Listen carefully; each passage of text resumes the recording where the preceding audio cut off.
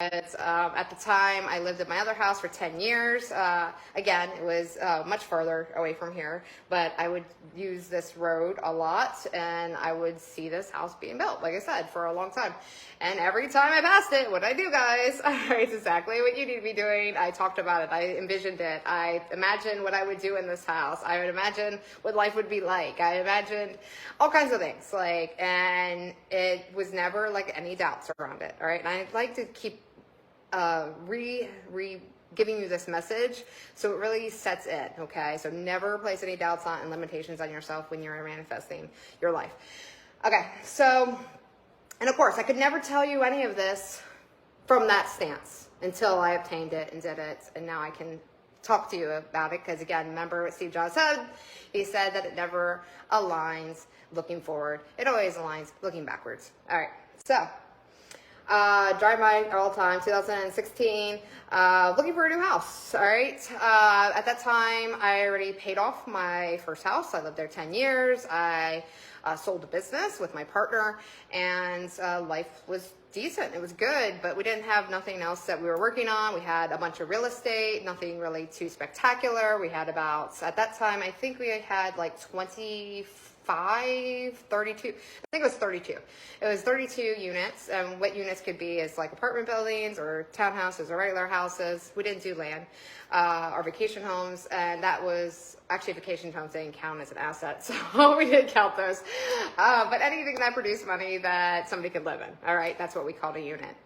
All right, so we had about 32 units or something, and so it wasn't making enough to live off of, and we just sold the business, and we were just like, I don't know what I want to do next. So we talked about different options. We talked about moving. Moving was like the big thing to jumpstart the next thing.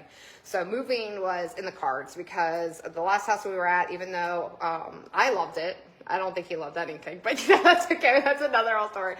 But I loved it. Raised my 3 kids at that first house.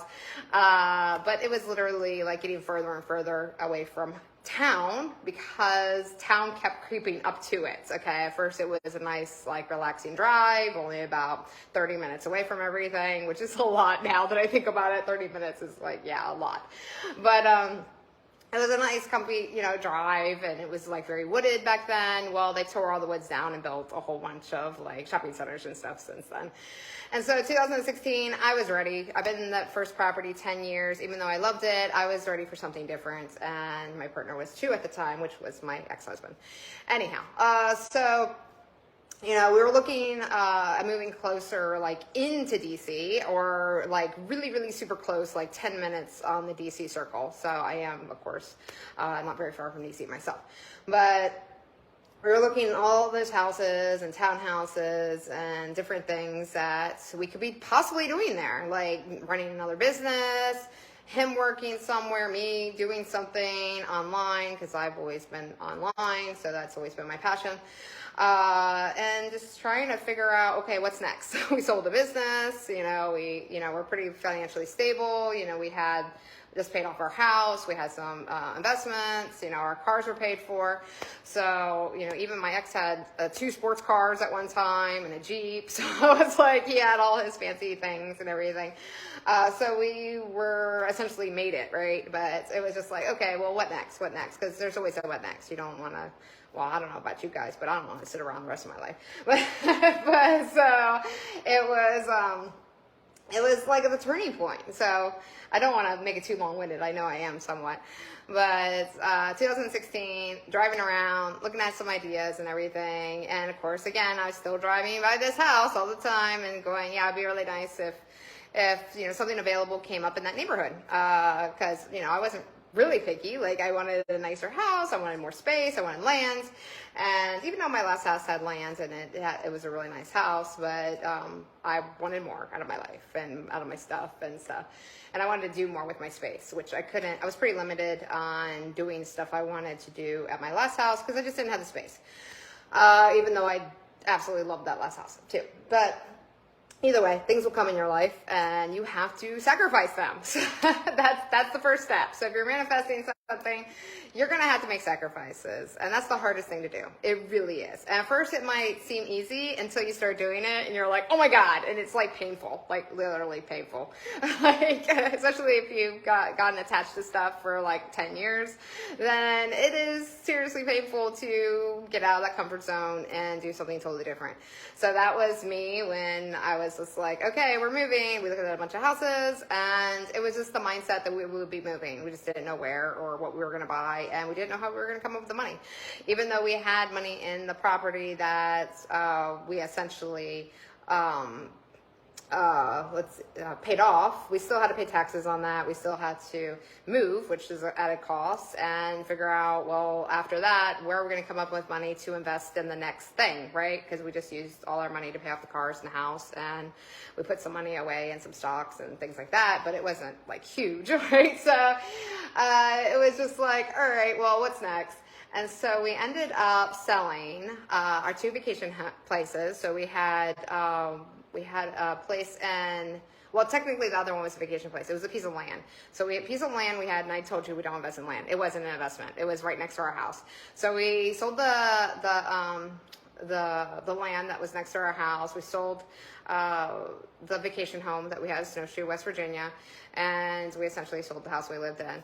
And at the time, like I said, didn't know where or what we were going to do. I was browsing through listings on Zillow at the time. You can look up possible houses that were coming onto the market, and I found an address, and it would have put the place about this area, like this part of town.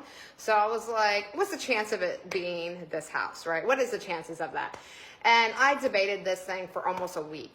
That was just like, maybe I should just call the realtor, because it didn't list the price, it didn't list pictures, it just gave a general like GPS address, and I knew it was somewhere in the vicinity, and there's only so many neighborhoods in this vicinity, so I knew it would have had to been one of these neighborhoods.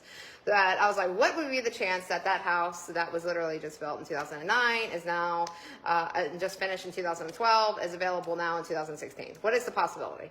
And I was like, I would literally like not be able to sleep at night if I ever found out that that was the house that was for sale, is the house that I've been talking about like forever, right? So I'm like, all right, I'm going to call our neighbor, which is in the neighborhood, our last neighborhood, and see if they can go take us by this place, right? So they got the address, still didn't know if it was the house, because we knew where the neighborhood it generally was. Again, but there was 3 neighborhoods around here, so we're not really sure. And so, like, got in the car and drove us out, and it was the house. But there's a disclaimer. It came with a whole bunch of stipulations, and that's the sacrifice. And so ended up coming here and going, oh God, this is the house. Wow, amazing. And right before, like the night before, he sent us some photos of the house, and we're like, oh my God, it's the house, right? And we were like, okay, we're gonna go see it. Well, at least I was excited, because like I said, it was my vision, right? So I was like, all right, we're gonna go see it. It's gonna be amazing. I wonder what it looks like inside. And it was totally trashed. It was gutted, trashed, and it was bad, like bad. I cannot describe the level of bad it was, because I have, out of all my rental properties that I've ever been in, and I've been in some really, really bad ones, like ripped out drywall, like people stuffed stuff in the walls, messed up everything. Like literally this house was the biggest project that I've ever seen as scale of the worst property I've ever been in. And the outside was very misleading, because the outside, like the outside facade of the place still looked decent. It wasn't great because all of the landscaping was destroyed. Like the yard didn't have a driveway. It was literally just like a mud path, but you couldn't see this from the distance that I used to drive by it. They were missing all the barns, they were missing the sheds, the fences were falling apart, it was missing a whole like row of fencing, trees down. Like I cannot describe the level like of bad it was. Like it was so bad. There was holes in the walls everywhere, the painting, like it was half painted, it was words everywhere, there was food everywhere in the lamps. The